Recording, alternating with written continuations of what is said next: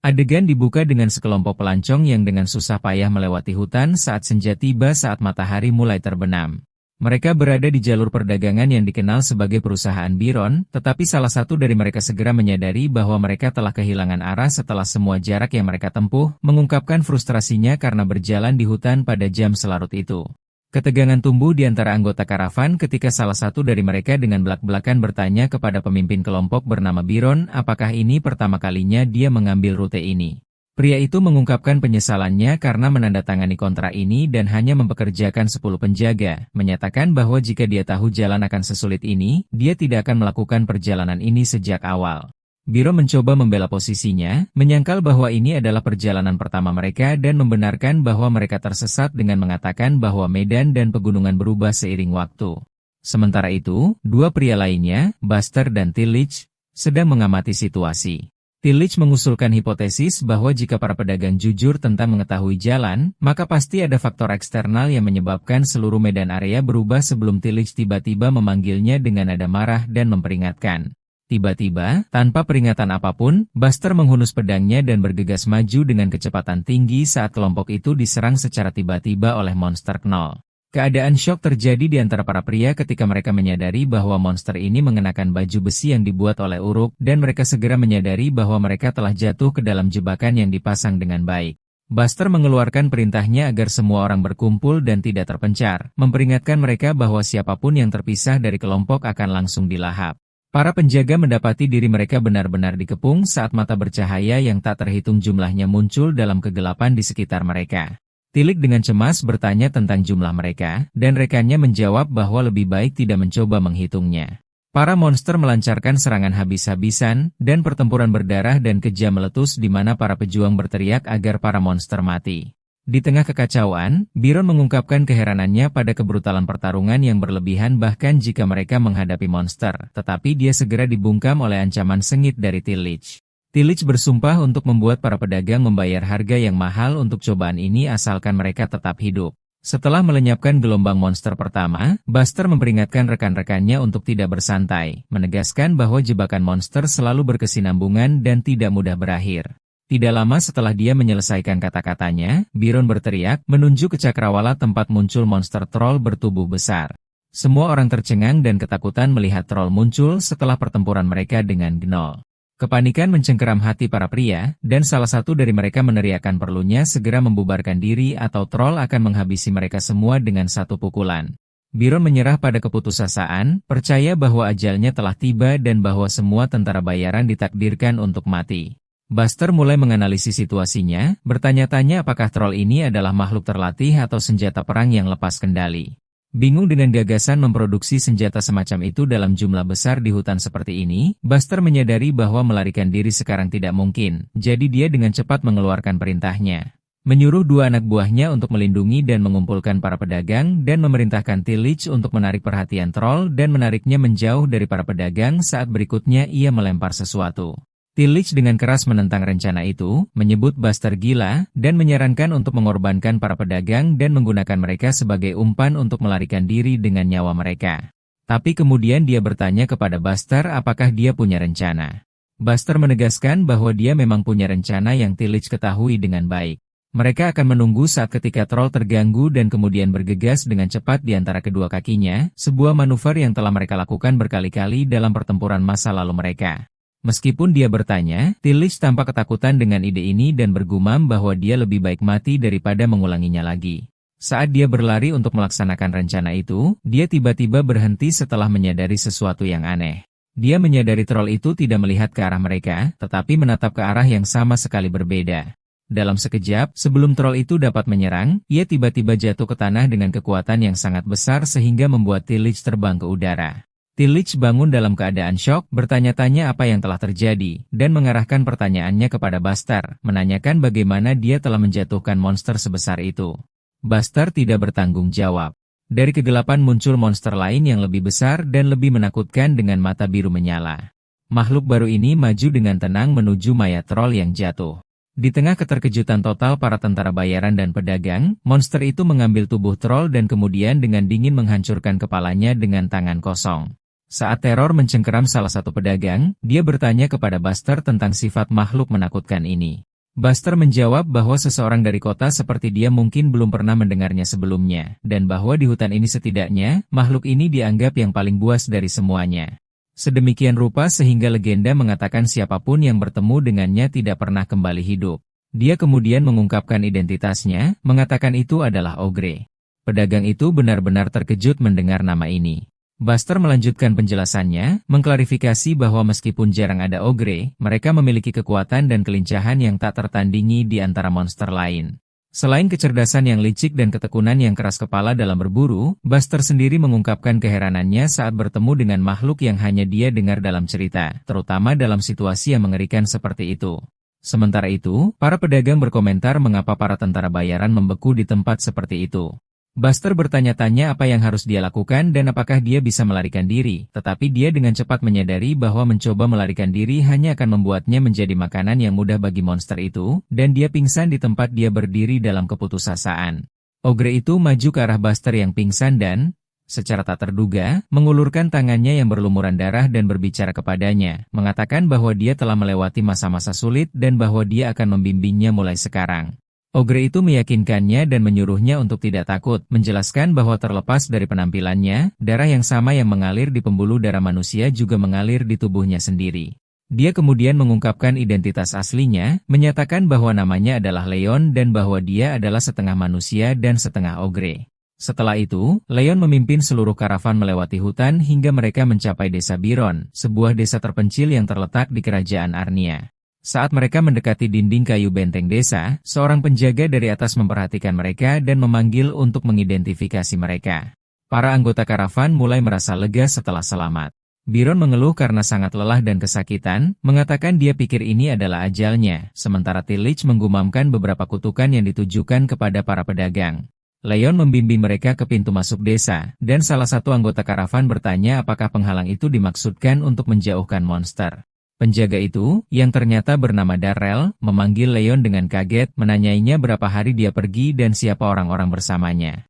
Leon membalas sapaan Darrell dan mengatakan kepadanya bahwa ini adalah anggota karavan pedagang yang menuju ke desa dan bahwa dia telah bertemu mereka saat mengumpulkan kayu bakar, menambahkan bahwa mereka telah berbicara dengan kepala desa. Meskipun demikian, Darrell tetap skeptis. Dia mengatakan kepada Leon bahwa dia mempercayai kata-katanya tetapi belum menerima laporan tentang karavan yang tiba saat ini. Darrell mengungkapkan kekhawatirannya bahwa mereka mungkin bandit yang menyamar sebagai pedagang. Tuduhan ini membuat marah Biron yang berteriak membela mereka, menjelaskan bahwa mereka hanya tersesat dan bahwa kepala desa mereka sendiri telah memberi mereka arah yang salah sejak awal. Tetapi Darrell tidak mengubah pendiriannya, bersikeras bahwa keamanan desa adalah yang utama dan mengatakan kepada mereka bahwa mereka harus pergi jika mereka tidak dapat membuktikan identitas mereka. Pedagang itu mengungkapkan rasa frustrasinya yang ekstrim dengan situasi tersebut dan menuntut agar penjaga, Darryl, setidaknya memanggil kepala desa. Leon menyela percakapan menjelaskan kepada Darryl bahwa meskipun keamanan itu penting, orang-orang ini dibutuhkan. Dia mengatakan kepadanya bahwa dia telah mendengar hutan menangis minta tolong dalam perjalanannya dan menyimpulkan bahwa jika jalannya telah berubah, itu berarti seseorang merusak area tersebut dan oleh karena itu bantuan mungkin diperlukan. Leon kemudian meyakinkan penjaga bahwa jika terjadi kesalahan, dia akan menangani masalah itu sendiri untuk membuatnya tenang. Kemudian, setelah diizinkan masuk, adegan beralih ke balai desa Biron tempat para anggota karavan duduk bersama kepala desa dan beberapa penduduknya. Kepala desa, seorang pria lanjut usia, tertawa bersama yang lain saat mereka mengulangi kata-kata Leon, terkejut dengan pernyataannya bahwa dia akan menanganinya sendiri. Biron berkomentar bahwa kepala desa bereaksi berlebihan sementara salah satu pedagang mengungkapkan kelegaannya atas kelangsungan hidup mereka yang ajaib dan kedatangan yang selamat. Dan Buster memuji kekuatan Leon yang menganggapnya lebih unggul dari gabungan 10 tentara bayaran. Ketenangan tidak berlangsung lama saat Buster mulai menanyai kepala desa. Dia menunjukkan penghalang pertahanan yang dia perhatikan dalam perjalanannya ke desa, yang tampaknya mengelilingi seluruh desa. Meskipun dia mengerti bahwa monster dan uruk mungkin umum di tempat terpencil seperti itu, dia merasa bahwa pertahanan ini sangat dibesar-besarkan, yang membuatnya bertanya secara langsung dan mengejutkan apakah mereka sedang mempersiapkan perang. Sementara Leon menatap Buster dengan terkejut, Leon berpikir dalam hati bahwa Buster memiliki bakat untuk mengatakan hal-hal terburuk pada waktu yang paling tidak tepat. Keheningan terjadi selama beberapa saat. Akhirnya, kepala desa berbicara, mengakui bahwa perang memang merupakan hal yang mengerikan. Dia kemudian berbicara kepada Buster, menebak dari penampilannya bahwa dia adalah mantan tentara bayaran perang, mungkin dari Kincaid. Kepala desa menguraikan konsep perang, menjelaskan bahwa pada masanya, itu adalah revolusi suci untuk pembebasan dari uruk yang memperlakukan manusia seperti ternak. Tetapi dia melihat bahwa perang hari ini tidak lagi seperti itu. Mereka telah menjadi pertumpahan darah semata-mata untuk keuntungan egois yang berakhir dengan kehancuran kedua belah pihak. Dia menyatakan harapannya bahwa tragedi semacam itu tidak akan pernah mencapai desa mereka, meminta mereka untuk memahami bahwa pertahanan ini dibangun hanya sebagai benteng yang lahir dari doa dan keinginan semua orang untuk perdamaian. Tillich menyela pidato kepala desa, menyebut logikanya bengkok dan menuduhnya mempercantik gagasan senjata perang dengan kata-kata berbunga-bunga. Dia menambahkan bahwa dia akan menerima penjelasan ini jika itu hanya tentang penghalang, tetapi dia menunjuk ke Leon menggambarkannya sebagai monster. Tillich mempertanyakan bagaimana kata-kata bisa membenarkan keberadaan makhluk yang mampu menghancurkan troll dengan tangan kosong dalam sekali pukul, menganggap tingkat kekuatan ini sangat tidak wajar. Dia menjelaskan bahwa perang adalah topik sensitif bagi Kincaid. Dan untuk membuktikan bahwa Leon bukanlah senjata, mereka membutuhkan bukti bahwa keberadaan hibrida mengerikan seperti itu adalah kasus yang unik. Byron merasa terhina dengan kata mengerikan, dan rekannya, Buster, berkomentar bahwa kata-katanya kasar, sementara tanda-tanda kesakitan muncul di wajah Leon. Pada saat itu, Leon berbicara sendiri, mengatakan bahwa dia mengerti kesulitan mereka dalam menerimanya dan menyadari bahwa jika mereka tidak yakin dia bukan ancaman, mereka akan menyebarkan rumor bahwa desa ini berbahaya. Tetapi dia menambahkan bahwa, untungnya, dia punya cara untuk meyakinkan mereka dan menawarkan mereka untuk bertemu ibunya. Leon memimpin kelompok itu ke sebuah rumah. Di jalan, Tillet mengeluh tentang bau busuk, dan Leon menjawab bahwa dia telah menyemprotkan air kencingnya untuk menjauhkan monster. Leon mencapai pintu rumah dan memanggil ibunya, mengatakan dia sudah kembali. Leon masuk, meminta maaf karena terlambat dan membenarkannya dengan beberapa urusan di desa yang menundanya. Wanita muda berambut pirang, yang dipanggil ibu oleh Leon, menyambut para pendatang baru dan meminta mereka untuk segera masuk. Adegan kemudian berputar kembali 15 tahun ke desa Byron. Pada malam itu, kepala desa, yang tampak lebih muda, bergegas ke penghalang kayu setelah seorang penjaga memberitahunya tentang bahaya yang akan datang. Para penjaga tidak yakin apa yang sebenarnya terjadi, tetapi mereka meminta kepala desa untuk datang dan melihat sendiri. Setibanya, kepala desa membeku ketakutan saat melihat monster besar dengan mata merah menyala berdiri di depan penghalang, dan dia segera mengenalinya sebagai ogre. Kepala desa mengeluarkan perintah ketat agar semua orang menjatuhkan senjata mereka dan segera mundur, memperingatkan mereka untuk tidak memprovokasi monster itu karena dia telah mengidentifikasinya dari panduan monster. Monster ini adalah Robo, ogre legendaris yang dikenal sebagai serigala hutan dan penjagal benua tengah. Kepala desa menyadari bahwa mereka menghadapi makhluk paling berbahaya yang pernah mereka temui. Itu mampu dengan mudah menerobos penghalang, dan dia menuntut agar senjata pengepungan segera dibawa. Tetapi salah satu penduduk desa menunjukkan kepada kepala desa bahwa ada sesuatu yang aneh tentang perilaku monster itu. Meskipun berjam-jam berlalu, ogre itu tidak bergerak seinci pun. Penduduk desa bingung dengan perilaku ini, bertanya-tanya apakah panduan itu menyebutkan sesuatu tentangnya atau apakah monster itu menginginkan sesuatu selain berburu. Saat kepala desa merenungkan masalah itu dengan cemas, ogre itu tiba-tiba melihat seseorang yang terbaring di tanah. Semua orang terkejut ketika mereka melihat ogre itu mulai pergi, lalu melompat menjauh dari desa.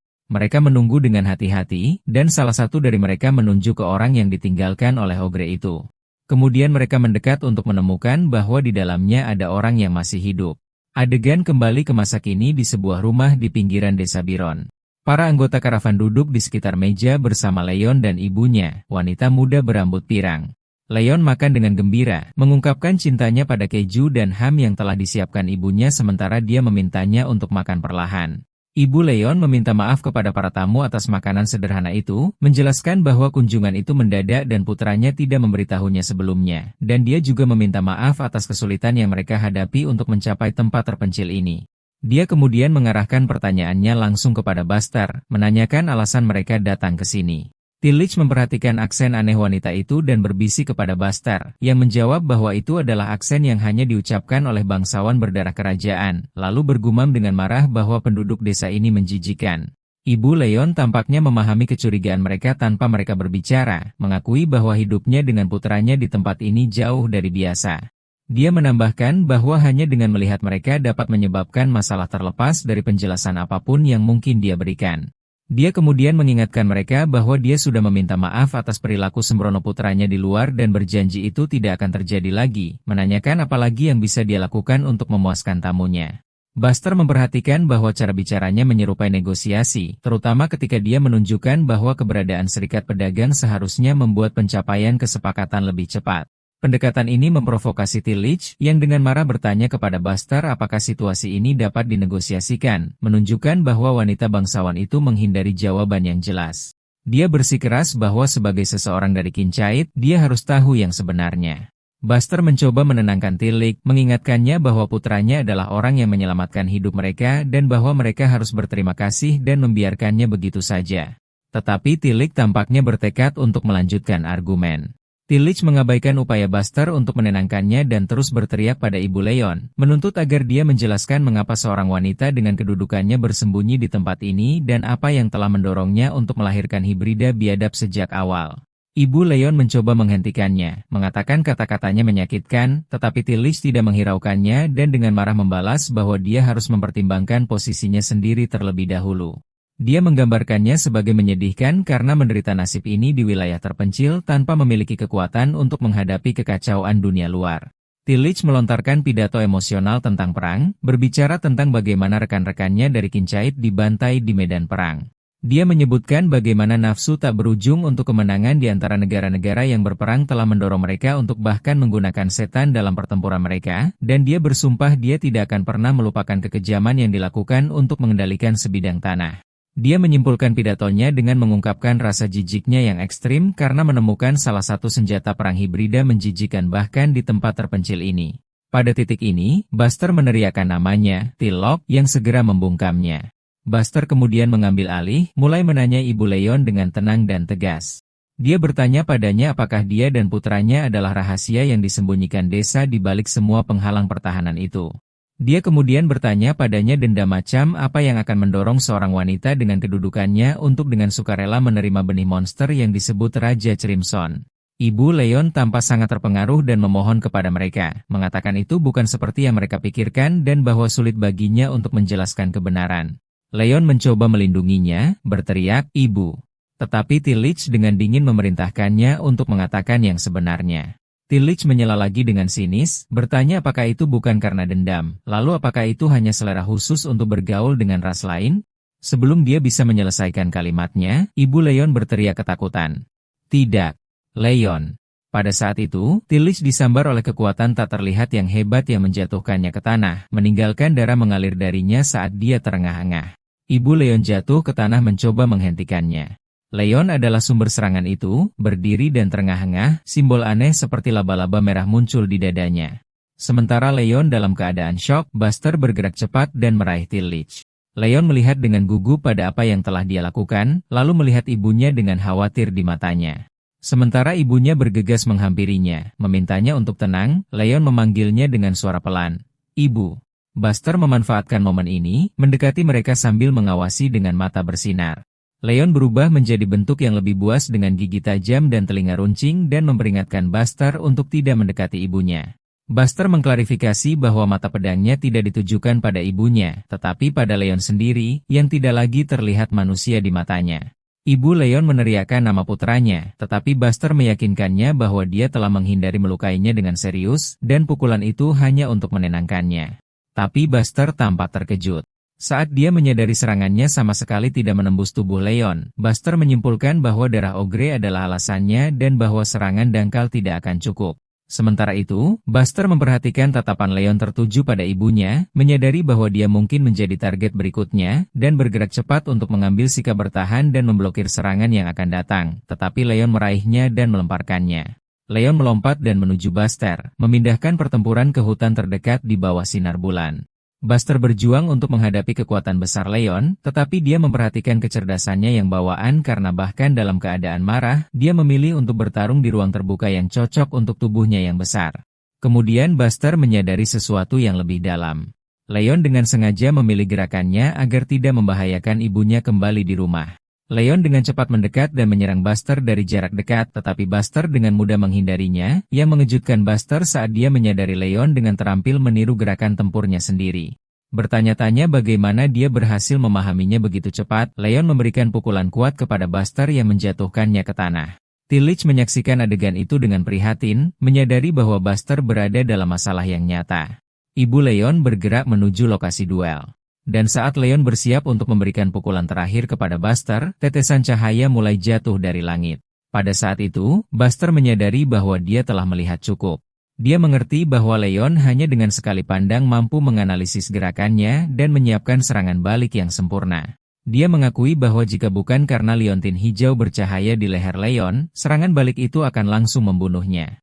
Dan dia mengungkapkan keheranannya pada keberadaan alat yang mampu mengendalikan ogre yang mengamuk sedemikian rupa. Buster teringat ibu Leon dan berkomentar bahwa dia adalah wanita yang benar-benar luar biasa karena mampu menangani kekuatan putranya. Leon mulai tenang secara bertahap. Pada saat itu, Buster maju dan menawarkan permintaan maaf formal. Dia menjelaskan bahwa sebagai anggota Kincaid, dia harus berhati-hati dengan ancaman hibrida yang digunakan sebagai senjata perang dan mengakui bahwa dia terlalu sensitif karena ini adalah pertama kalinya dia melihat kasus seperti itu. Dia kemudian memberitahu Leon bahwa dia sekarang melihatnya hanya sebagai anak yang cerdas dan disiplin yang tinggal di masyarakat manusia dan berjanji bahwa kelompoknya akan menjaga rahasia mereka demi keselamatan dia dan ibunya. Leon benar-benar tenang dan kembali ke wujud normalnya, tampak sangat kelelahan. Ibunya memanggilnya dan memintanya untuk datang dan beristirahat karena sudah larut. Leon menghampirinya dan memeluknya erat-erat, menangis di bahunya sambil memanggil, "Ibu." Di luar, Tillich terbaring terluka di tanah, mengutuk seluruh situasi. Keesokan paginya, karavan meninggalkan desa. Ibu Leon berada di rumahnya menyiapkan makanan. Setelah selesai menata meja, dia tidak duduk untuk makan, tetapi menunggu putranya Leon kembali setelah dia selesai memandu karavan dalam perjalanan mereka. Adegan beralih ke Leon yang bergerak bersama karavan, memimpin mereka ke jalan yang diinginkan. Byron berada di antara karavan, mengeluh bahwa perjalanan pulang lebih sulit daripada kedatangan, dan Buster bertanya-tanya mengapa mereka mengambil jalan berliku. Leon menjawab bahwa itu bukan hanya tentang menghindari bahaya, tetapi karena hutan memberitahu dia bahwa ini adalah jalan yang aman, dan dia meyakinkan mereka bahwa begitu mereka melewati hutan ini, jalan mereka akan benar-benar aman. Karavan sekarang melakukan perjalanan di dekat perbatasan Helbrunn, dan pedagang membawa Tillich yang masih tidak sadarkan diri, sementara Buster meyakinkannya bahwa dia akan membayarnya dengan murah hati karena telah membawanya. Adapun Leon, dia telah bergabung dengan mereka untuk memimpin dan membimbing mereka dalam perjalanan mereka. Karavan melanjutkan perjalanannya dengan Leon memanggil Buster paman. Leon meminta maaf kepada Buster atas jalan yang kasar tetapi meyakinkannya bahwa mereka mendekati kota. Buster tampak lega kemudian bertanya kepada Leon apakah dia lelah setelah menghabiskan malam memperbaiki rumahnya, tetapi Leon menjawab bahwa itu bukan apa-apa. Leon dengan bersemangat memberitahu Buster bahwa sepanjang jalan, dia telah mengingat kisah-kisah petualangan yang dia ceritakan tentang kota itu, tempat yang hanya dia kenal melalui baunya dari kejauhan. Buster terkejut bahwa Leon belum pernah mendengar cerita ini sebelumnya, dan Leon menjelaskan bahwa penduduk desa dan ibunya menghindari membicarakannya. Pedagang, Byron, menduga mereka khawatir bahwa seorang pria muda naif seperti Leon mungkin tertipu di dunia luar, tetapi menambahkan bahwa seseorang tidak benar-benar dewasa tanpa mengalami kesulitan. Leon juga menyebutkan bahwa dia menikmati kisah Paman Faron, pedagang yang bisa membaca hutan, dan rahasianya untuk kesuksesan bisnis, yaitu diskon tawar-menawar yang sulit. Leon bertanya-tanya apakah dia bisa menguasai keterampilan ini untuk bertahan hidup di kota, yang membuat pedagang menyesal memberitahunya, karena takut dia mungkin menirunya dan mendapat masalah. Baxter bertanya kepada Leon apakah dia pernah meninggalkan desanya di Byron sebelumnya, dan apakah kepala desa melarangnya melakukannya. Leon menjawab bahwa itu tidak dipaksakan padanya, tetapi pada akhirnya pilihan pribadinya. Dia menjelaskan bahwa dia kadang-kadang merasa penghalang desa ada untuk melindunginya secara pribadi karena desa adalah satu-satunya tempat yang menerimanya apa adanya. Dia kemudian mengungkapkan alasan lain yang lebih penting.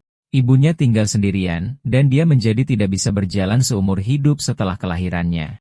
Dia mengatakan dia tidak tahu ini karena dia tidak pernah menunjukkan rasa sakitnya, tetapi dia mendengar dari penduduk desa bahwa dia adalah seorang wanita bangsawan dari keluarga bergengsi.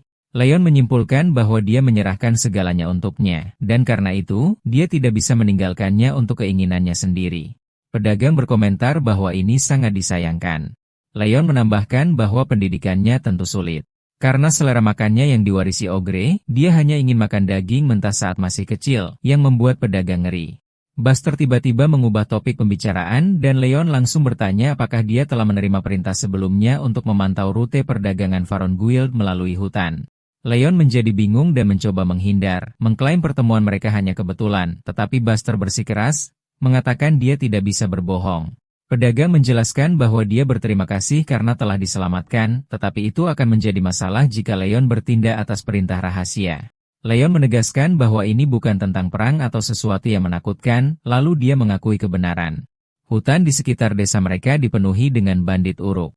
Meskipun jumlah mereka tidak besar, mereka cukup berbahaya untuk mengancam pedagang dan kelompok tentara bayaran kecil, yang menyebabkan gangguan rute perdagangan yang merupakan mata pencaharian desa. Buster menyadari ini adalah alasan kerahasiaan desa dan bahwa Leon telah meninggalkan aromanya di hutan untuk menandai wilayahnya dan menakut-nakuti musuh yang dikonfirmasi oleh Leon. Leon menambahkan bahwa jejak bandit tiba-tiba menghilang. Dan meskipun pertahanan desa mungkin berkontribusi, dia percaya kehadirannya sebagai ogre hutan memiliki dampak terbesar. Buster bertanya apakah dia melakukan semua itu hanya untuk reputasi desa, tetapi Leon mengatakan tidak, menjelaskan ada lebih dari itu. Leon mengungkapkan bahaya sebenarnya, mengatakan bahwa para uruk telah bertindak aneh akhir-akhir ini, mulai menjinakkan monster knoll dan troll, dan bahkan sampai mengubah medan hutan itu sendiri. Dia menambahkan bahwa rasanya seolah-olah hutan itu sendiri menangis minta tolong. Leon mencoba terdengar optimis, mengatakan semuanya akan baik-baik saja, dan dia akan menangani mereka sendiri jika perlu, tetapi dia tiba-tiba berhenti. Kemudian dia menunjuk ke depan, mengumumkan kedatangan mereka di tujuan mereka, kota Riden. Leon tiba dengan karavan di pintu masuk kota Riden, tempat Buster mengucapkan selamat tinggal padanya.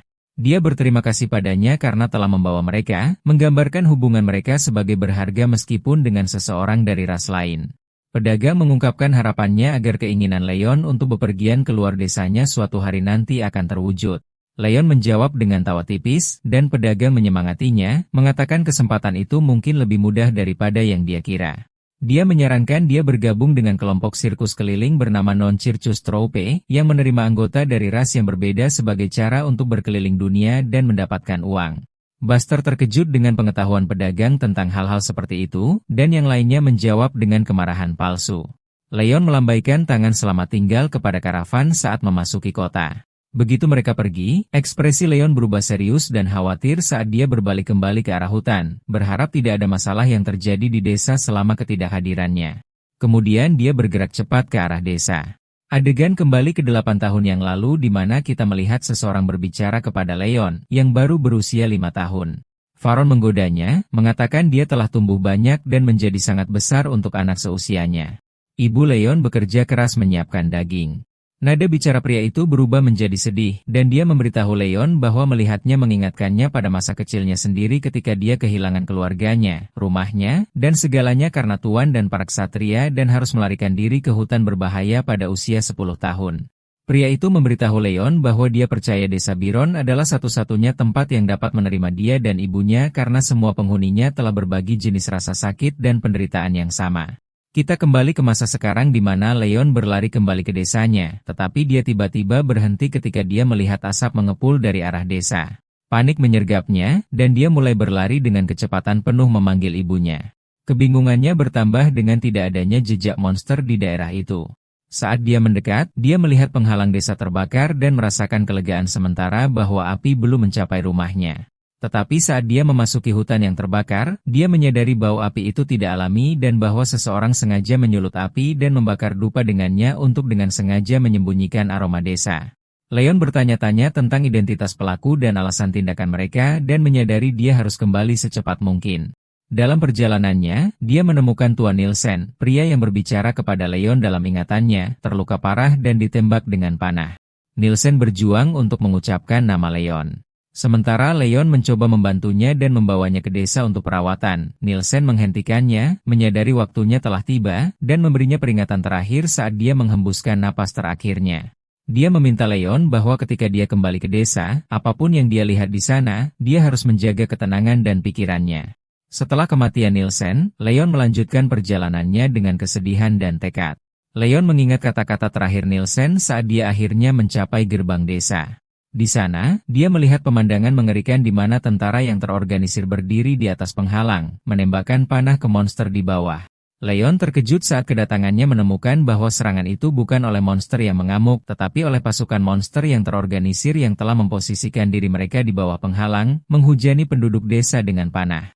Di tembok, Komandan Kane memberi perintah agar semua orang bersiap untuk menembak, menekankan perlunya menargetkan troll yang membawa tangga terlebih dahulu karena para penjajah sudah memanjat tembok.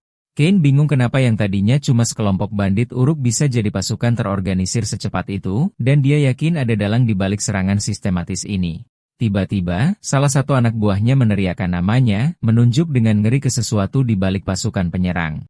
Di belakang pasukan, muncul makhluk besar menakutkan dengan mata merah menyala, menunggangi binatang serigala raksasa, Warg, menebarkan teror ke hati para pembela yang bertanya-tanya tentang ukuran dan identitas para penyerbu ini. Mereka belum pernah melihat seseorang yang mampu menjinakkan Warg.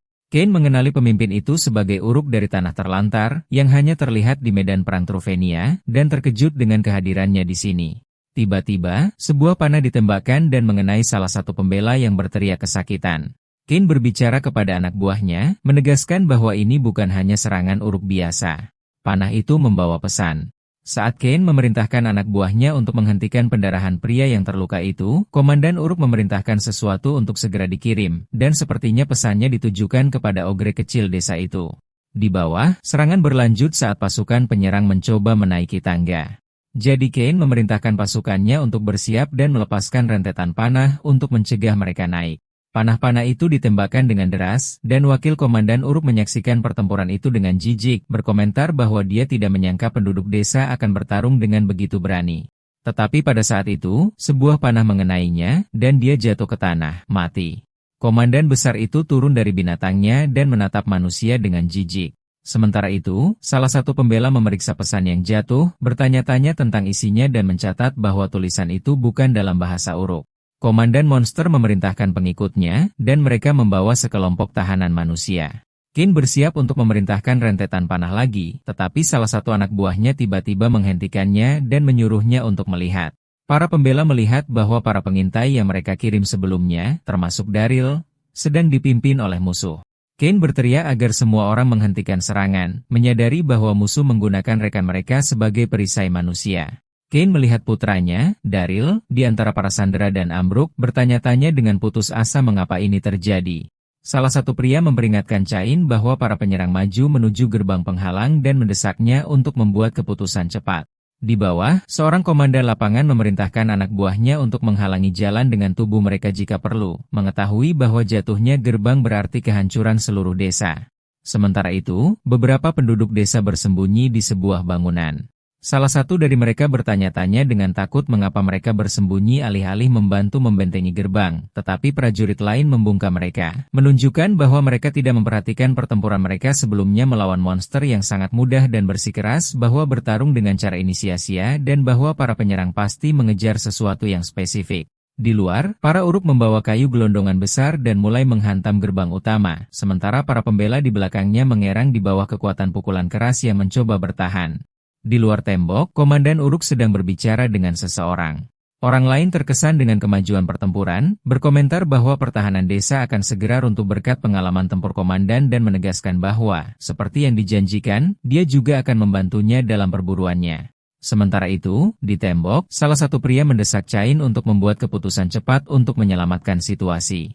Cain berada dalam konflik internal yang pahit sementara putranya, Daryl, memanggilnya dari antara para sandera dengan suara samar. Ayah. Salah satu prajurit maju dan memberitahu Cain bahwa mereka telah mengambil keputusan.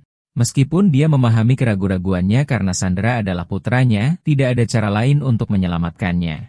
Menyatakan penyesalannya atas pilihan sulit ini, Kane tidak dapat memaksa dirinya untuk memberi perintah untuk menembakkan panah. Jadi prajurit itu meminta maaf kepadanya, dan pembela lain mengambil inisiatif dan memberi perintah agar para pemanah bersiap untuk menembak. Tiba-tiba, seseorang melompat dari pepohonan dengan kecepatan luar biasa dan mendarat dengan dampak dahsyat di tengah-tengah pasukan Uruk. Komandan Uruk menyambutnya, mengatakan ogre kecil itu akhirnya muncul. Guncangan dari pendaratannya membuat monster-monster berterbangan ke segala arah, menyebabkan kekacauan dan keheranan di antara para pembela di tembok. Kane bertanya-tanya dengan bingung apakah ini benar-benar Leon. Komandan Uruk berbicara lagi kepada sekutunya yang tersembunyi, mengatakan kepadanya bahwa mangsanya telah mengambil umpan seperti yang direncanakan, dan bertanya kepadanya apa yang akan dia lakukan sekarang. Di tengah medan perang, Leon menjatuhkan monster satu demi satu. Leon melihat Daryl, terluka dan terbaring di tanah, yang memanggilnya dengan susah payah. Leon berlari ke arahnya sambil berteriak kaget, "Daryl, saudara." Leon menjadi sangat marah dan mulai mengamuk.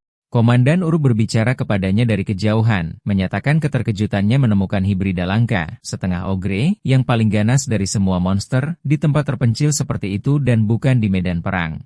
Dia kemudian bertanya kepadanya dengan sinis apakah dia pernah bertanya-tanya mengapa tidak ada yang datang untuk membunuhnya sampai sekarang.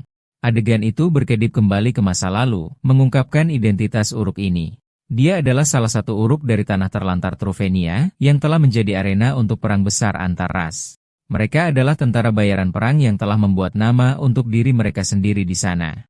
Mereka adalah hibrida manusia dan Uruk, mewarisi kekuatan kedua ras, unggul dalam penggunaan senjata, kepemimpinan, dan bahkan perang gerilya. Tetapi jumlah mereka sangat kecil karena mereka hanya dapat diproduksi melalui metode mistis yang hilang. Ketika perang berakhir dan mereka ditinggalkan tanpa uang, mereka mulai mencari nafkah dengan menerima segala macam misi perburuan yang berbahaya. Mereka bertindak sebagai pelindung tempat berburu mereka sendiri dan berjuang untuk bertahan hidup, bahkan menghadapi para ogre yang terkenal.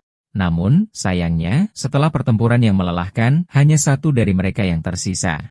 Dengan demikian, nama Uruk yang dulunya merujuk pada seluruh ras, menjadi nama satu individu.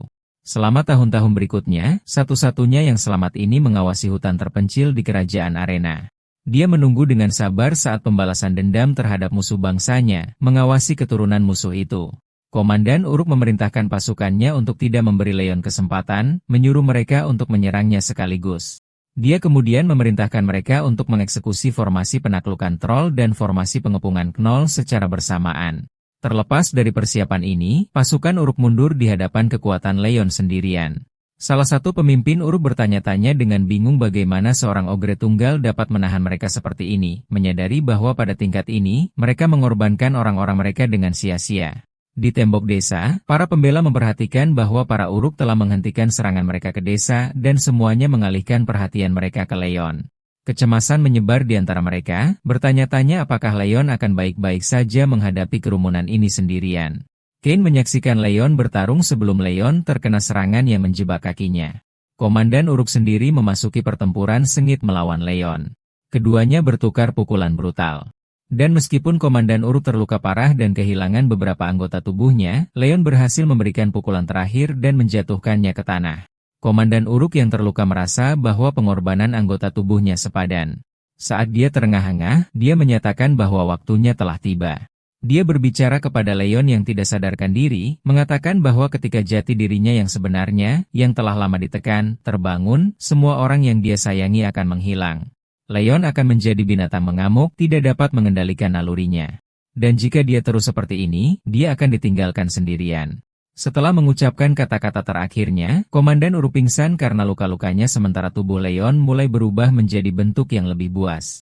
Melihat pemimpin mereka jatuh, salah satu prajurit Uruk yang tersisa memerintahkan semua orang untuk mundur dan berlindung, menyadari bahwa mereka tidak dapat lagi menang sekarang karena pemimpin mereka telah mengorbankan hidupnya. Setelah pertempuran berakhir, Kain dan anak buahnya turun dari tembok untuk menilai situasi. Mereka menemukan Leon tidak sadarkan diri tetapi masih hidup, yang membuat Kain kagum. Salah satu pria berkomentar bahwa Kain sendiri telah melihat bagaimana Leon menerima serangan yang tak terhitung jumlahnya dengan tubuhnya, dan bahwa dalam waktu singkat yang dibutuhkan mereka untuk turun, dia telah pulih dengan luar biasa, membuatnya bertanya-tanya apakah Leon hanyalah ogre biasa. Kain bertanya-tanya apakah Leon akan bisa bangun, terutama karena senjata Uruk dilapisi dengan neurotoksin yang mampu menjatuhkan troll, mencatat bahwa mereka memiliki banyak pertanyaan untuk diajukan kepadanya. Mereka terganggu oleh suara komandan monster yang bertanya mengapa mereka bersusah payah membangunkan monster itu ketika mereka bisa menginterogasi orang cacat yang terbaring di tanah. Mereka terkejut melihat komandan Uruk masih hidup, dan satu menyalahkan yang lain karena tidak memastikan kematiannya. Komandan Uruk meyakinkan mereka untuk tidak khawatir karena dia merasakan kematian mendekat karena kehilangan darah yang sangat besar dan mengatakan kepada mereka bahwa menginterogasi seorang pria yang tidak lagi berpegang pada kehidupan adalah jenis interogasi termudah. Salah satu pria memperingatkan Cain untuk tidak terpengaruh oleh kata-katanya, lalu Cain memulai interogasinya. Chai menyatakan bahwa uruk itulah yang mengumpulkan semua bandit ini, lalu menunjuk pesan yang dia kirim, menyimpulkan itu tidak ditulis dalam bahasa uruk, yang berarti itu ditujukan untuk seseorang yang bisa membacanya, dan orang itu pasti Leon. Kain melanjutkan, menjelaskan bahwa Leon tidak pernah meninggalkan hutan ini sepanjang hidupnya, jadi tidak mungkin dia pergi ke tanah terlantar dan menyebabkan dendam dengan mereka. Dia kemudian bertanya kepadanya langsung tentang hubungannya dengan Leon dan mengapa dia secara khusus menargetkannya. Komandan Uruk tertawa, mengatakan dia sudah bisa melihat bagaimana mereka akan memperlakukan Ogre mulai sekarang.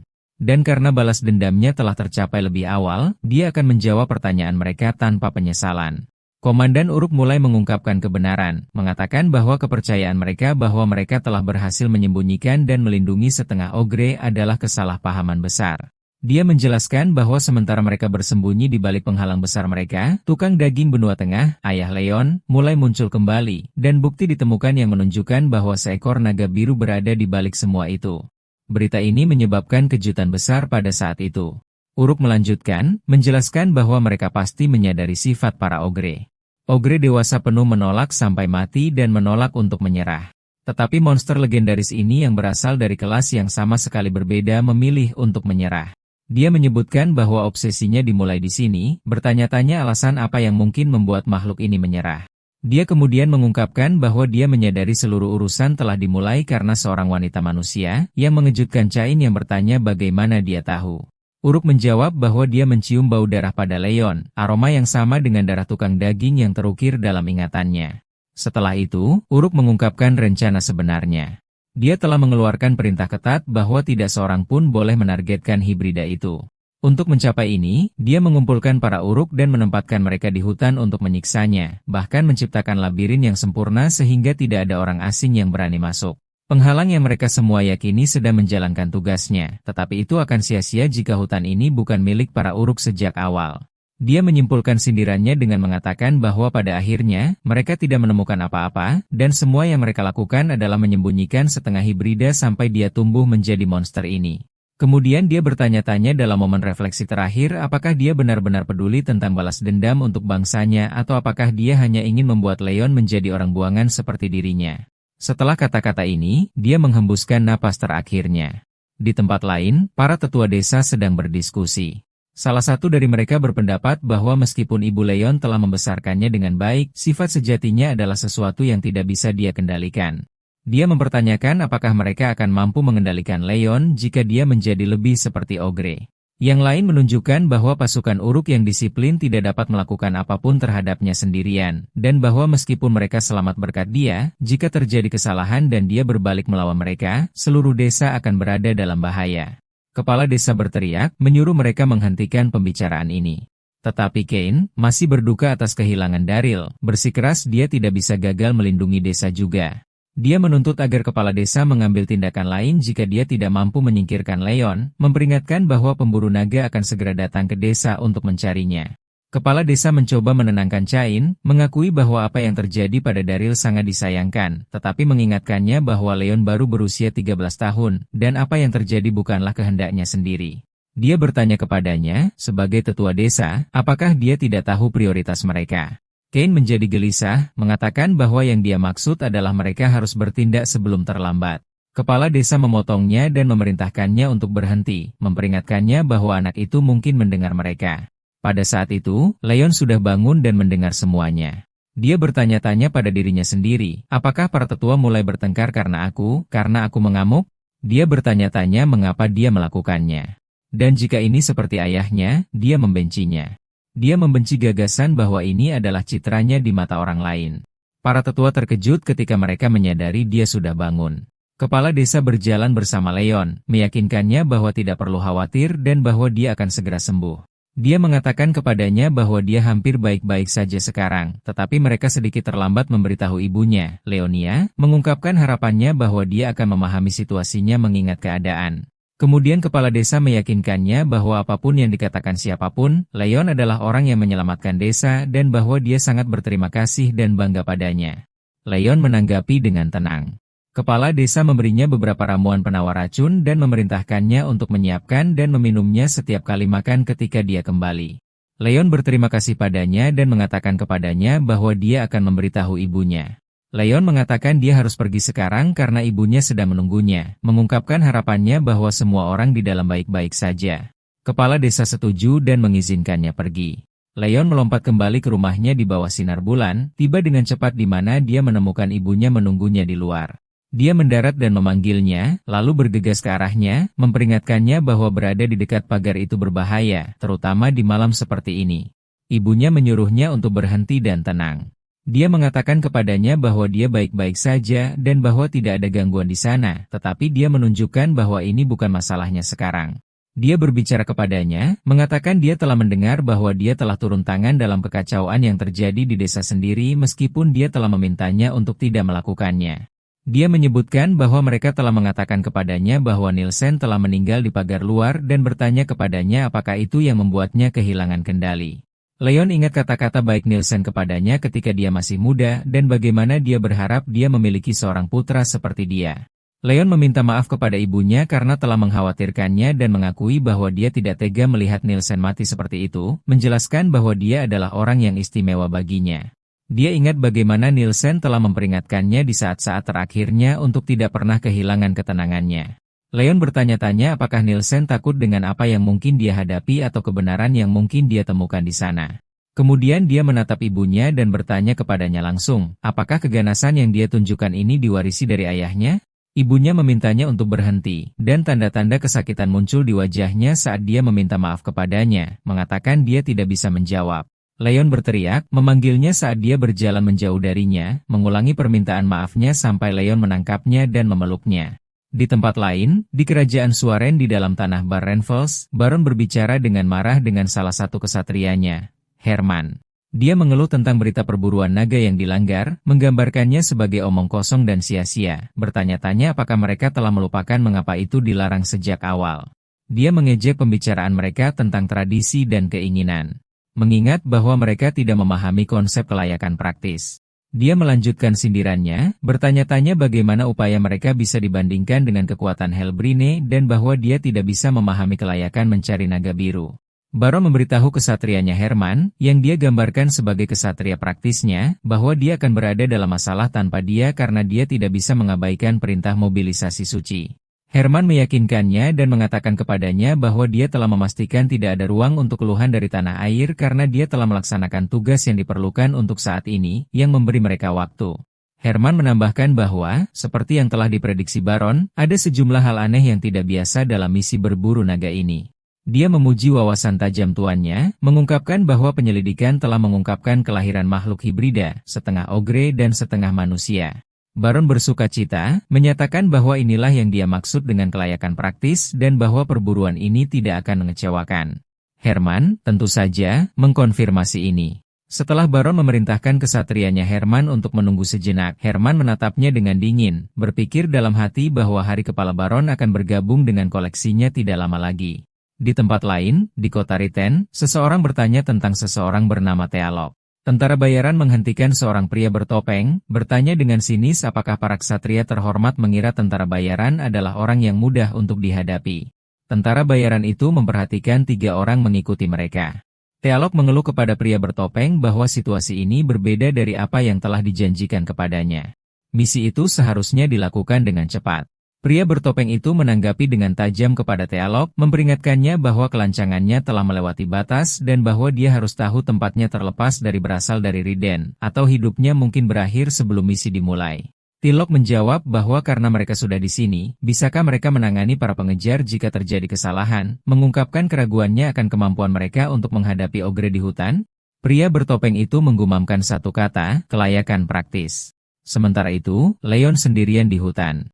Dia sadar ini bukan waktunya untuk berdiam diri dan dia harus berburu sebelum gelap. Karena dia tidak bisa kembali ke desa untuk sementara, dia harus menjaga dirinya sendiri. Leon berangkat dan mulai berburu babi hutan dengan keterampilan yang tidak dia ketahui, karena dia pikir dia tidak pernah belajar berburu sebelumnya. Dia menyadari bahwa ibunya pasti menghindari mengajarinya itu untuk membesarkannya sebagai manusia sebanyak mungkin, dan dia melihat bahwa ini bisa dimengerti. Setelah dia memukul babi itu dan menjatuhkannya ke tanah, Leon berpikir bahwa mungkin karena darah ayahnya, dia bisa bergerak ringan dan memahami sifat binatang, menipu mangsa, melelahkannya, dan kemudian menyerang titik lemahnya dalam kelengahan. Dia bertanya-tanya apakah ibunya takut bayangan ayahnya muncul dalam dirinya. Kembali di hutan Biron, pria bertopeng dan teman-temannya sedang dalam perjalanan. Tealok masih mengeluh, menggambarkan hutan itu sebagai labirin tempat goblin bersenjata dan troll terlatih menyerang mereka.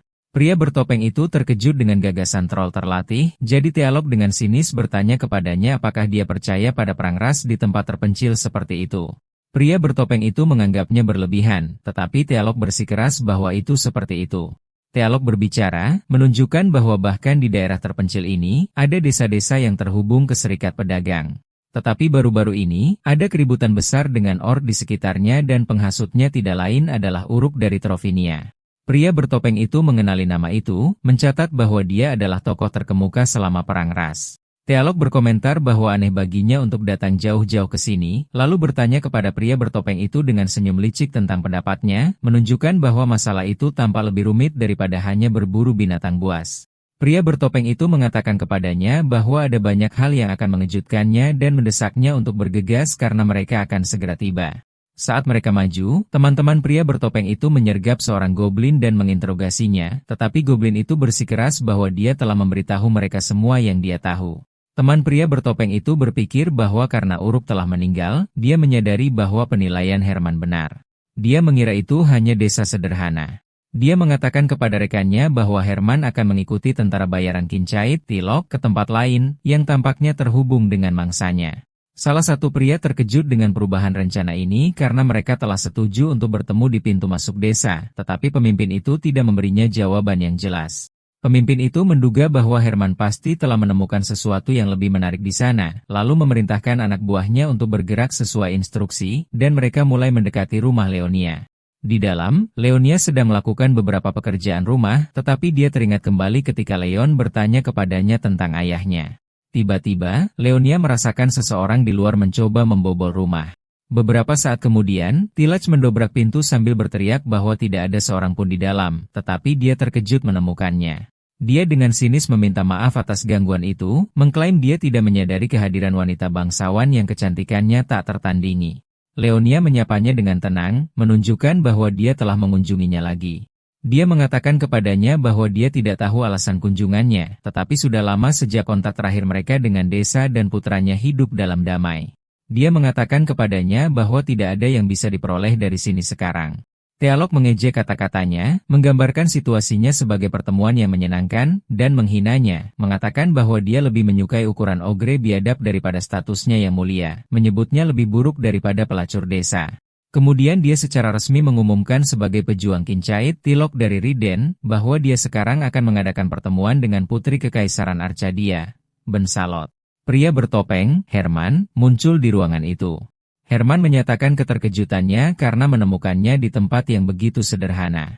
Mengingat bahwa menyia-nyiakan hidupnya di sini terlalu mulia, Herman maju, memperkenalkan dirinya sebagai seorang ksatria Swarin, dan memintanya untuk kembali ke tanah air mereka.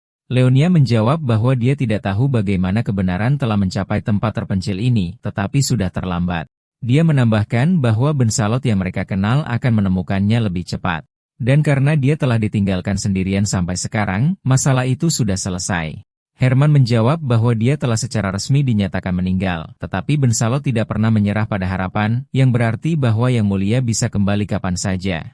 Herman bertanya kepadanya apakah dia menganggap situasinya saat ini tidak dapat diterima. Kemudian dia meyakinkannya, mengatakan bahwa dia bisa mengesampingkan kekhawatirannya karena dialah yang akan menghapus darah kotor itu. Di luar, pria bertopeng itu sedang mendiskusikan rencananya dengan anak buahnya. Dia menyebutkan bahwa target, Leon, tinggal di sini secara teratur, dan meskipun dia adalah seorang hibrida, pola perilakunya tidak berbeda dari pola perilaku ogre, menunjukkan bahwa itu hanyalah naluri hewani. Dia menambahkan bahwa dia telah mendengar bahwa Leon dapat berkomunikasi, tetapi pada akhirnya, seekor ogre tetaplah seekor ogre. Dia menyatakan kelegaannya atas hal itu karena dia takut dia akan terlalu manusiawi, menunjukkan bahwa dia masih muda, sekitar 13 tahun. Dia memerintahkan mereka untuk mempersiapkan formasi berburu ogre dan mencapai beberapa hasil sebelum mereka bertemu dengan Master Herman. Sementara itu, Leon kembali dengan babi yang telah dia tangkap. Dia berpikir bahwa sudah larut dan memperhatikan bahwa bau dagingnya sangat busuk. Meskipun dia tidak keberatan, dia tahu ibunya membenci baunya. Dia memutuskan untuk meminta Bibi Ben untuk menaruh banyak rempah-rempah di atasnya.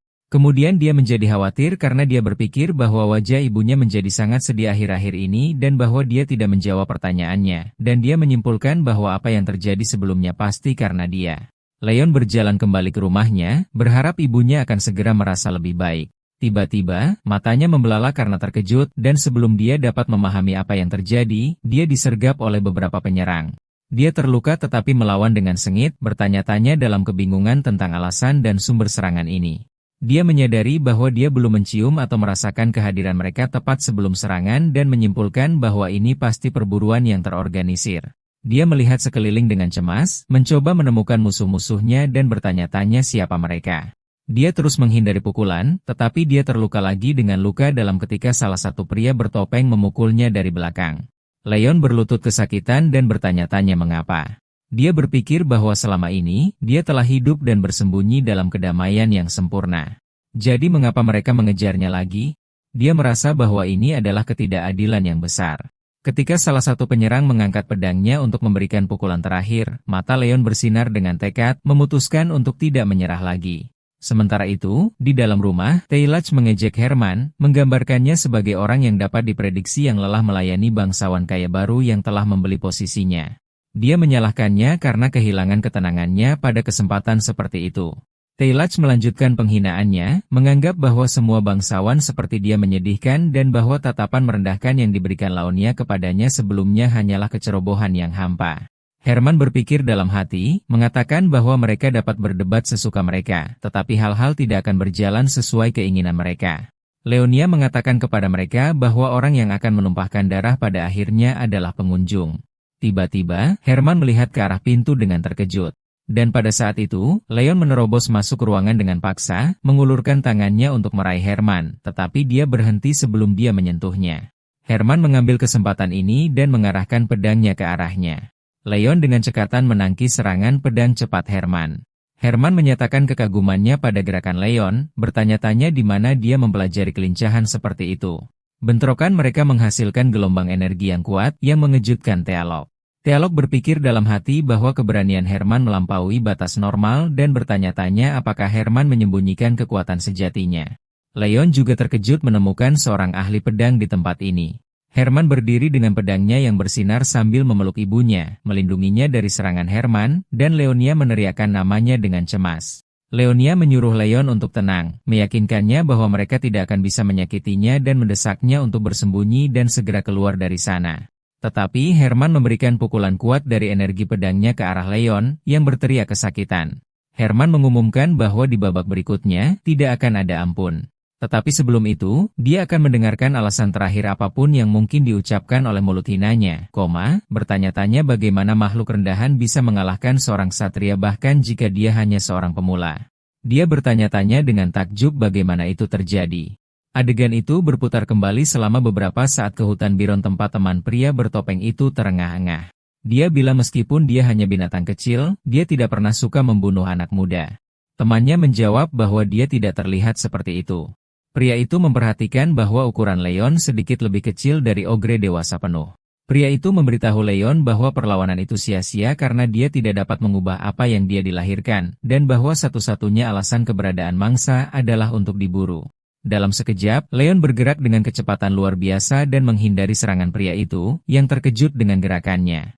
Leon meluncurkan serangan balik dan melukai pria itu dengan parah. Temannya menatapnya dengan kaget, bertanya-tanya bagaimana Leon berhasil memprediksi gerakannya dengan akurasi seperti itu, dan penyerang yang terluka bertanya-tanya apakah itu mungkin bahkan jika dia adalah makhluk terlatih. Lebih penting lagi, itu tidak logis karena Leon seharusnya tidak sadar dan dalam keadaan marah sekarang. Pria lain bertanya-tanya dengan marah apakah obat beracun itu tidak bekerja dengan benar dan memutuskan untuk dengan cepat menghabisi Leon sebelum dia pulih sepenuhnya. Tetapi Leon menghadapinya dengan tenang, mengungkapkan bahwa dia tahu jarum yang mereka lemparkan padanya diracuni dan bahwa mereka ingin mengubahnya menjadi binatang untuk perburuan. Pria itu terkejut dengan kecerdasan Leon dan kemampuannya untuk memahami situasi, bahkan merasakan gemahutan. Leon bertanya kepada mereka apa salahnya dia terhadap mereka dan apakah dilahirkan seperti ini adalah dosa yang mengharuskannya untuk secara sukarela menerima kematian. Kemudian dia mengembalikan pertanyaan itu kepada mereka, bertanya-tanya apakah binatang buas yang telah mereka hadapi sejauh ini telah mati dengan sukarela untuk mereka dan kemudian menyerang mereka. Leon menjatuhkan pria yang berteriak ketakutan pada gerakan gilanya. Para penyerang menyadari bahwa Leon memancarkan racun yang telah menyebar di tubuhnya dalam bentuk uap halusinogen dan menggunakannya terhadap mereka. Pada saat ini, peran dibalik dan mereka menjadi mangsa. Leon bergerak dengan kecepatan kilat di antara mereka, dan pria itu ketakutan karena dia belum menyentuh sehelai rambut pun darinya. Menyadari bahwa asap yang menyembunyikan aroma mereka telah hilang, dia panik. Karena jika situasi ini berlanjut, Leon pasti akan menuju ke Master Herman, yang seharusnya tidak pernah terjadi. Leon bertanya-tanya pada dirinya sendiri, apakah dia binatang buas atau manusia, dan apakah itu benar-benar penting? Lalu dia bertanya-tanya bentuk apa yang harus dia ambil untuk bisa hidup. Sementara itu, Herman bertanya-tanya apakah sudah waktunya, tetapi dia memutuskan itu tidak masalah, dan bahwa dia akan menginterogasi murid-muridnya sendiri nanti. Untuk bagiannya, Herman berbicara kepada Leon, mengatakan bahwa dia hanya ingin tahu tentang sudut pandang binatang buas untuk sesaat, lalu dengan dingin memerintahkannya untuk memastikan dia mati dengan jelas di depan ibunya. Karena dengan cara ini, sang putri akan dengan mudah menyerah. Herman menyerang, tetapi Leon dengan keras kepala menahannya, menegaskan bahwa dia tidak akan pernah membiarkannya melakukan sesukanya. Leon menangkis serangan Herman sambil melindungi ibunya. Leon mengulangi desakannya bahwa dia tidak akan membiarkannya bertindak sesukanya. Herman menatapnya dengan marah. Sementara di latar belakang, Teal'c mengutuk situasi itu, menganggap apa yang terjadi sebagai kegilaan dan bertanya-tanya mengapa semua orang yang menggunakan Aura Blade memiliki emosi yang begitu tajam. Lalu dia berpikir pada dirinya sendiri bahwa semuanya berjalan sesuai rencana. Leon melompat keluar dari rumah menjauh dari tempat ibunya berada sehingga tidak akan terjadi apa-apa padanya jika dia bertarung dengan kekuatan penuhnya.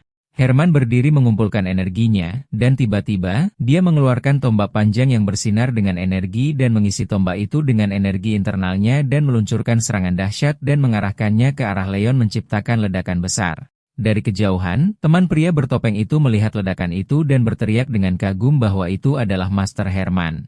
Dia bertanya-tanya dengan marah apakah Hogre itu akhirnya membuatnya kesal. Dia menjelaskan kepada temannya bahwa dengan cara yang tidak pantas bagi seorang master pedang, Master Herman selalu membawa tombak panjang untuk kepraktisan. Meskipun senjata ini dibenci karena digunakan oleh petani, Herman tidak mengabaikan kekuatan khususnya dalam berburu, tetapi dia hanya menggunakannya dalam keadaan yang sangat jarang, yang berarti situasinya serius. Pria itu berteriak dengan bersemangat bahwa dia telah melihat ledakan itu, dan dengan cara ini, mereka dapat mengkonfirmasi lokasi Master Herman dan memerintahkan temannya untuk bergerak dengan kecepatan tinggi, tetapi yang lain memperingatkannya bahwa bergerak cepat dapat menarik perhatian binatang buas malam, yang akan menempatkan mereka dalam bahaya besar. Yang pertama menjawab dengan marah bahwa mereka telah membiarkan Ogre itu melarikan diri karena kelalaian mereka, dan bahwa yang harus mereka takuti sekarang adalah teguran malam daripada binatang buas, dan bahwa tidak ada waktu untuk ragu-ragu.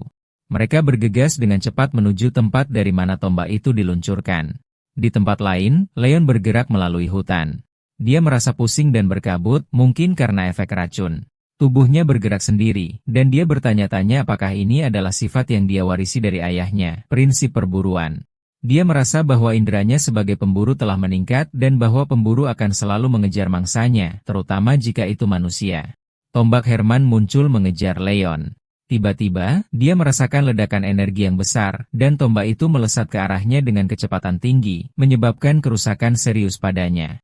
Kepala desa berbicara dengan para tetua tentang Laonia ketika mereka melihat asap aneh mengepul ke arah rumahnya, dan mereka bertanya-tanya apakah sesuatu telah terjadi setelah periode tenang. Salah satu dari mereka menyebutkan bahwa Ken telah memperingatkan mereka bahwa garis keturunan Leon akan segera membawa masalah, dan bahwa mereka harus sangat berhati-hati. Yang lain bertanya-tanya apakah mereka bisa berdiri diam sementara nyawa Leon dan Leonia mungkin dalam bahaya, dan menyarankan agar mereka setidaknya memeriksa masalah tersebut. Tetapi kepala desa ragu-ragu, mengatakan bahwa Leonia bersama Leon. Dan jika masalahnya berada di luar kemampuan Leon untuk menanganinya, mereka juga tidak akan bisa berbuat banyak. Sementara kepala desa bertanya-tanya apakah keselamatan desa adalah prioritas, salah satu tetua keberatan, mengatakan bahwa keselamatan Laonia mungkin menjadi ancaman terbesar bagi desa. Dia mengumumkan bahwa jika pasukan pertahanan tidak mampu, dia akan bergerak sendiri. Mendengar itu, yang lain memutuskan untuk mengikutinya dan berangkat menuju sumber asap. Di hutan, sekawanan serigala mengikuti aroma darah Leon setelah dia terluka. Di hutan, teman-teman pria bertopeng bergerak menuju lokasi Herman. Setelah teman-teman pria bertopeng mencapai lokasi, Herman menemukan rekan-rekannya kalah. Pemimpin mereka memberitahu Herman bahwa mereka sudah terlambat dan bahwa kegagalan mereka sudah pasti. Herman dengan sinis bertanya kepadanya apakah dia harus menganggap itu sebagai penghinaan. Pria itu memperingatkannya dengan putus asa, menyuruhnya untuk sangat berhati-hati dan menjelaskan kepadanya bahwa meskipun ogre adalah makhluk cerdas, ia mengikuti insting, bukan logika. Herman memberitahu mereka bahwa Leon memiliki kecerdasan manusia selain sifat bawaannya dan bahwa dia telah ditaklukkan sebagai manusia. Pria itu mengatakan kepadanya bahwa mereka hanyalah pihak yang membantu Master Herman dalam pekerjaannya. Herman menjawab, bagus. Kemudian bertanya kepada mereka apakah, dari sudut pandang kepraktisan, dia harus mengampuni nyawa mereka dan memerintahkan mereka untuk memberinya tangan yang tidak memegang pedang. Saat dia memikirkan masalah berikutnya, dia memperhatikan kedatangan para tetua desa dan tersenyum mengatakan bahwa umpan telah tiba tepat waktu. Salah satu penduduk desa mencoba bertanya kepada Herman mengapa mereka ada di sana, tetapi tetua itu membungkamnya. Seseorang bertanya kepada kepala desa apakah mereka mampu mengalahkan Herman dan teman-temannya. Adegan beralih ke masa lalu yang jauh di mana seorang lelaki tua memperingatkan putranya bahwa menantang tuan tidak pernah berakhir dengan baik, menggambarkan pemberontakannya sebagai amukan kekanak-kanakan. Putranya menjawab bahwa pajak telah mencapai 70% dan bahwa mereka akan kelaparan jika mereka terus memberi makan para tuan. Sang ayah bertanya kepadanya apakah ini satu-satunya pembenarannya, dan sang putra menjawab bahwa sejak putri-putri petani digantung di alun-alun, semuanya telah berubah. Dia mengingatkan ayahnya bahwa pada hari gadis-gadis termuda akan dibawa untuk melayani tuan di malam hari. Ayah sendirilah yang mengatakan dia lebih baik mati melarikan diri daripada membiarkan itu terjadi. Kemudian putranya mengungkapkan bahwa dia tahu tentang pertemuan rahasia ayahnya dengan gadis itu, dan bahwa dialah yang telah mendesaknya untuk melarikan diri. Sang ayah memperingatkan putranya bahwa kebencian yang melampaui pembenaran lebih berbahaya, jadi sang putra meminta maaf kepadanya. Tetapi pemberontakan melawan Tuan Suarin jauh lebih besar dari yang diharapkan, dan Tuan, yang tetap diam sampai saat itu, akhirnya bergerak. Adegan kembali ke masa lalu untuk mengungkapkan konsekuensi dari pemberontakan itu. Saat Tuan Suarin bergerak seolah-olah dia sepenuhnya mengharapkan hal-hal mencapai tahap ini, dia menanggapi dengan cara yang sesuai dengan status dan martabatnya. Dia menekan pemberontakan skala besar pertama di wilayah tersebut dengan kekerasan ekstrim, mengakhiri pemberontakan dengan kegagalan yang menyedihkan tanpa mencapai keuntungan atau tujuan apapun. Sang ayah tidak bisa berbuat apa-apa selain diam-diam menyaksikan tubuh putranya tergantung di alun-alun publik. Itu adalah yang paling bisa dia lakukan. Namun, Tuan, dengan ketidakpedulian total, membiarkan posisi ayah sebagai petugas pasokan tidak tersentuh. Saat sang ayah menyadari hal ini, dia memutuskan untuk melarikan diri dari Suorin karena kengerian yang tidak akan pernah bisa dilupakan telah berakar di tempat itu. Trauma mendalam ini dimulai saat 3 malam sendirian membantai 400 milisi tanpa terluka sedikit pun. Kita kembali ke masa kini. Kepala desa tenggelam dalam pikiran, mengingat apa yang terjadi pada putranya saat penduduk desa berteriak cemas, memanggil pemimpin mereka. Tiba-tiba, salah satu anak buah Herman bergerak cepat, mengumumkan bahwa pria ini, salah satu tetua, mengatakan sesuatu. Dan sebelum dia menyelesaikan kalimatnya, dia menikam tetua bernama Den dan membunuhnya. Kepala desa meneriakkan nama temannya yang lain, Henderson, dengan ketakutan. Namun sebelum dia bisa melakukan apapun, pria lain menikam Henderson dan membunuhnya juga. Herman berbicara kepada kepala desa dengan tenang, menjelaskan bahwa apa yang telah terjadi bukanlah sesuatu yang patut disesalkan, tetapi hanya eksekusi yang sah. Dia menambahkan dengan dingin bahwa kesopanan harus mendahului berbicara dengan seorang ksatria, bertanya dengan sinis apakah kepala desa tidak mengetahuinya. Kemudian dia mengatakan kepadanya bahwa, sebagai pengecualian, dia akan memberinya satu kesempatan dan bertanya kepadanya apakah dia yakin tidak menginginkan eksekusi lagi. Di tempat lain, setelah Leon terluka, dia jatuh dari langit setelah ledakan besar. Berpikir dalam hati, bertanya-tanya apakah kelahirannya dengan cara ini adalah sebuah kesalahan, haruskah dia menerima nasibnya dan mati dengan patuh? Dia bertanya-tanya bentuk apa yang harus dia ambil. Saat dia jatuh, sekawanan binatang buas mirip serigala dengan mata merah mulai berkumpul di bawah, tertarik padanya. Dan apakah dia akan diizinkan untuk hidup? Hanya sedikit yang benar-benar diketahui tentang ogre meskipun keberadaan mereka. Binatang buas berkumpul di sekitar Leon yang terluka. Ibu Leon menjelaskan bahwa ada binatang buas yang dapat dianggap sangat cepat atau sangat kuat, tetapi hanya ogre yang mengikuti jalan yang sama sekali berbeda. Mereka bersikeras untuk selalu bertindak sendiri-sendiri, namun mereka memiliki kekuatan unik yang membedakan mereka dari yang lain. Misteri terus berlanjut mengenai prinsip bagaimana makhluk penyendiri seperti itu dapat mendominasi hutan yang mereka huni. Tidak ada kata-kata untuk menggambarkan sifat mereka selain menggunakan ungkapan yang berlebihan, karena itu adalah satu-satunya cara yang terlintas dalam pikiran untuk menggambarkan mereka. Sementara itu, menghadapi para tetua desa, Ken melihat melalui teropongnya Herman mendekatinya dengan kepala desa sebagai sandera. Herman melancarkan serangan dahsyat dan tiba-tiba dan mengarahkan serangannya dari aura biru ke arah tembok benteng desa, yang mengakibatkan ledakan energi besar yang menyebabkan kerusakan besar. Salah satu anak buah Ken berteriak kaget dan mengatakan kepadanya bahwa kerusakan itu tidak mencapai mereka, menyarankan agar mereka melancarkan serangan balik cepat, tetapi Ken menghentikannya. Ken menyadari bahwa jika Herman mau, dia bisa saja menghapus mereka semua dengan satu pukulan. Dia menyimpulkan bahwa satu-satunya alasan dia dengan sengaja meleset dari sasaran adalah untuk memperingatkan mereka agar menyerah karena dia memiliki sandera. Dan karena alasan ini, mereka memutuskan bahwa mereka tidak dapat memprovokasi amarahnya dan harus mengulur waktu sebanyak mungkin. Tiba-tiba, Ken melihat ke arah kepala desa dan menemukannya sendirian tanpa ditemani siapapun dari desa bersamanya. Ken memanggil salah satu anak buahnya, Jack, dan bertanya kepadanya dengan cemas apakah kepala desa menemui mereka sendirian. Jack menjawab bahwa kepala desa didampingi oleh pengawal pribadinya. Berita ini membuat Ken khawatir, yang segera memerintahkan tim pencari untuk ditarik dan untuk memastikan identitas pendamping kepala desa terlebih dahulu, mengumumkan bahwa dia akan mengambil alih tugas mengulur waktu sendiri. Anak buahnya keberatan dia pergi sendirian, menganggapnya terlalu berbahaya.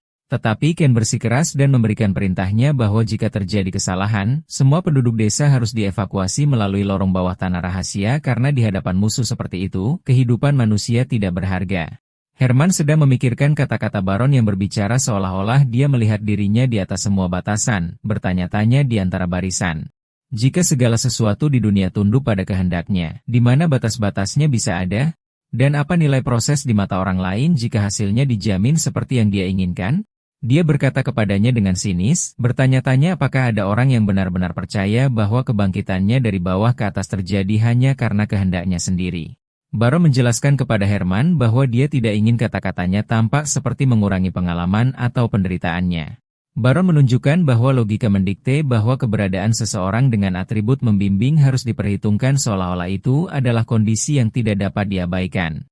Dan bahwa begitu orang menerima bahwa itu bukanlah sesuatu yang dapat dilakukan oleh satu orang saja, fokusnya beralih ke apa yang nyata dan praktis. Pada saat itu, dari kejauhan, Leon bersumpah bahwa dia tidak akan membiarkan keadaan berjalan seperti yang diinginkan lawannya.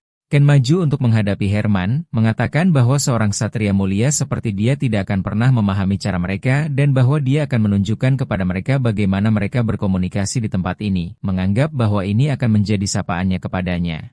Herman segera menyadari bahwa Ken sedang mencoba mengulur waktu. Dia bertanya kepadanya dengan sinis apakah dia benar-benar berpikir keadaan akan berjalan seperti yang dia inginkan, dan kemudian melancarkan serangan hebat yang menjatuhkan Ken ke tanah, menyebabkan salah satu tetua meneriakkan namanya dengan ketakutan. Kepala desa memohon Herman untuk menghukum hanya dia dan menyelesaikannya, menegaskan bahwa yang lain tidak tahu apa-apa. Dia menambahkan bahwa sudah cukup baginya untuk menjadi umpan, memohon padanya untuk meninggalkan yang lain sendirian. Tetapi Herman, yang kesabarannya habis, berteriak, cukup, dan kemudian melancarkan serangan hebat dan menghabisi para tetua yang tersisa dengan tebasan pedangnya yang kuat. Ken tampak terbaring di tanah di tengah medan perang. Herman memandang Ken, yang tampak dalam keadaan menyedihkan seolah-olah berdiri di garis antara hidup dan mati. Menyadari bahwa pertempuran belum berakhir, Herman mengumumkan dengan senyum arogan bahwa ini hanyalah permulaan dan bahwa perburuan baru saja dimulai. Dia memerintahkan anak buahnya untuk menutupi hutan kotor ini dengan aroma darah, dan kemudian mereka semua bergegas menyerang Leon. Pertarungan dimulai, tetapi Herman tertawa sinis, mengkritik Leon karena begitu terburu-buru sehingga dia meninggalkan ibunya. Kemudian dia melibatkannya secara langsung. Herman mengarahkan pedangnya langsung ke Leon, diisi dengan energi pedang yang mengalir di sepanjang tepinya untuk meningkatkan kekuatan dan kekuatan dorongnya, melepaskan angin puyuh dari energi pedangnya yang dahsyat. Herman memperhatikan gerakan aneh Leon dan mengejeknya karena berani menolaknya mengingat bahwa ini adalah semua yang dia miliki. Dia berteriak padanya mengatakan bahwa dia tidak berbeda dari yang lain dan kemudian memberinya pukulan kuat yang mengungkapkan kekecewaannya. Tetapi pada saat kesombongannya, Herman tiba-tiba diserang oleh binatang buas mirip serigala yang menyerangnya dari semua sisi. Herman terkejut dengan serangan tak terduga itu, dan binatang buas itu melukainya parah. Teman Herman batuk banyak darah yang dipengaruhi oleh luka dalamnya sementara kondisinya memburuk dengan setiap napas yang diambilnya. Dia mengutuk situasi itu, mengakui bahwa dia telah lengah sejenak. Debu dan uap menutupi area tersebut menghalangi penglihatannya. Dia menyadari bahwa uap yang naik dari luka binatang buas itu bercampur dengan semacam obat dan menyimpulkan bahwa semua ini hanyalah jebakan berburu yang dipasang dengan baik. Melalui uap, seekor binatang buas besar dengan mata merah menyala muncul. Itu adalah pemulung. Dan pada saat itu, Leon muncul di belakangnya untuk melanjutkan pertarungan. Pertarungan berlanjut saat teman Herman berpikir dengan marah bahwa ini adalah pola yang sama yang digunakan Leon untuk memanipulasinya di hutan. Dia bertanya-tanya apakah dia menyeretnya sejauh ini hanya untuk mengganggunya lagi. Perlawanannya tidak berlangsung lama saat Leon menerkamnya dengan bantuan binatang buas pemulung, dan mereka menyebabkan luka fatal padanya. Leon meraihnya dan menjepitnya ke tanah dengan paksa. Pria itu jatuh ke tanah berdarah dan bertanya kepada Leon dengan putus asa mengapa dia melakukannya. Pria itu menambahkan bahwa jika dia berencana untuk meninggalkannya setengah mati seperti ini, dia akan lebih baik membunuhnya terakhir kali. Leon tampaknya menanggapi dengan raungan, jadi pria itu menyimpulkan bahwa ini adalah bukti bahwa Leon ingin menunjukkan kepadanya lebih banyak kekuatannya. Dia menyadari di saat-saat terakhirnya bahwa Leon tidak seperti binatang buas lain yang telah dia lawan, tetapi benar-benar berbeda dari dasarnya. Pada saat itu, Herman turun tangan dalam pertempuran dan melancarkan serangan yang luas, melukai temannya yang ditahan oleh Leon dan melibatkan Leon dalam pertarungan sengit. Leon menerkam Herman dengan kecepatan tinggi. Herman berhasil menjatuhkan Leon ke tanah dan kemudian berdiri di atasnya, mengejeknya, memanggilnya binatang hibrida. Dia bertanya-tanya apakah dia tahu arti menjadi seorang ksatria dan bersumpah bahwa dia akan mengajarinya pelajaran menyakitkan itu sendiri dan pada levelnya sendiri. Sementara itu, di dalam rumah, Teal'c sedang berbicara dengan Laonia. Teal'c berpikir bahwa binatang buas yang menangis hanya pada pikiran ibunya telah melarikan diri tanpa menoleh ke belakang dan menyimpulkan bahwa itu pasti sesuatu yang telah diminta istrinya untuk diikutinya. Dia berasumsi bahwa dia takut ditinggal sendirian bersamanya, tetapi Laonia menjawab bahwa wajar bagi seorang ibu untuk mengkhawatirkan anaknya. Dia lalu bertanya apa yang harus dia lakukan untuk meredakan amarahnya pada putranya. Teal'c mengejek situasinya, menyebutnya menyedihkan. Dia mengingatkannya bahwa dia dulunya adalah putri bangsawan dari kerajaan yang hebat, hidup dalam kemewahan, dan bertanya-tanya bagaimana dia bisa jatuh ke tingkat ini. Dia mengatakan kepadanya bahwa waktunya singkat, dan dia tidak akan merinci.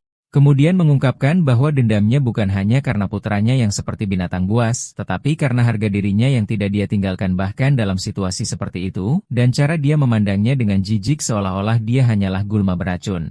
Dia menyatakan bahwa dia tidak akan mendapatkan kepercayaan diri sampai dia dengan kejam menghancurkan harga diri itu. Dan pada saat itu, cahaya hijau misterius meletus. Tiba-tiba, cahaya hijau misterius meletus dari belakang Ibu Leon, dan seorang prajurit muncul menyerang Teal'c dengan sangat terkejut. Herman berteriak kaget, bertanya-tanya apa yang telah terjadi dan memanggilnya dengan nama aslinya, Bensalot. Di luar, pertempuran sengit berkecamuk antara Leon dan Herman saat mereka bentrok dalam perebutan sengit yang diselingi dengan kilatan energi biru. Herman bertanya-tanya berapa lama Leon berencana untuk lari. Leon menyerbu dengan sekuat tenaga menggunakan bahunya sebagai benteng manusia dan bergegas bertabrakan dengan Herman dalam serangan mendadak. Herman memblokir serangan Leon dengan pedangnya, tetapi kekuatan pukulan itu sangat besar sehingga mendorongnya mundur, menyeret kakinya di tanah. Dan Herman mulai berpikir bahwa perjuangan antara berburu dan memangsa ini tidak akan pernah berakhir jika salah satu dari mereka tidak dapat menyelesaikan masalah ini. Herman memperhatikan bahwa ada kekuatan aneh yang bocor dari Leon, kekuatan yang belum pernah dia lihat sebelumnya. Dia mencibir pada dirinya sendiri pada gagasan bahwa hibrida rendah seperti Leon bisa menjadi raja hutan dalam waktu sesingkat itu. Dia melanjutkan sarkasmenya, menganggap apa yang dia lihat dari Leon adalah sesuatu yang menggelikan dan bertanya-tanya apakah hanya ini yang bisa dia tunjukkan. Seekor binatang buas besar muncul di belakang Herman dan mencoba menerkamnya dari belakang, tetapi Herman menangkap gerakannya pada saat-saat terakhir, jadi dia berbalik dengan cepat dan menghindari serangan itu. Herman berhasil memberikan pukulan dahsyat yang memotong tangan binatang buas itu.